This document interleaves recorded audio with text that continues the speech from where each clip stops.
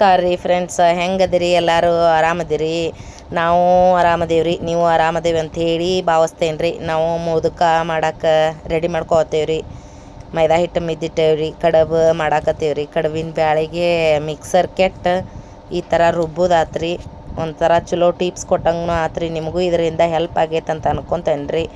ಕಡಬ ಮಾಡೋದು, ಮೋದಕ ಮಾಡೋದು ಮಾಡಿ ಇವತ್ತು ತುಂಬಿದ ಅಷ್ಟಮಿ ಅಲ್ರಿ. ಹೂರಣ ನೋಡ್ರಿ ಎಷ್ಟು ಮಸ್ತ್ ಬಂದೈತಿ, ಗಟ್ಟಿಯಾಗಿ ಆಗೈತ್ರಿ. ಕಡಬ ಮಾಡಿ ಮ್ಯಾಗಿ ತಿನ್ನೋ ಚಮಚದಲ್ಲೇ ಒಂದು ಸ್ವಲ್ಪ ಡಿಸೈನ್ ಮಾಡಿದೀವಿ ರೀ. ಅದನ್ನು ಕಡಬು ಮಾಡಿ ಮೋದಕ ಮಾಡಿ ಇವತ್ತು ಗಣೇಶನ ವಿಸರ್ಜನೆ ಐತಲ್ರಿ. ನೈವೇದ್ಯ ಮಾಡಿ ಲಕ್ಷ್ಮವ್ಗ ಎಡಿನೂ ಮಾಡ್ಬೇಕಲ್ರಿ.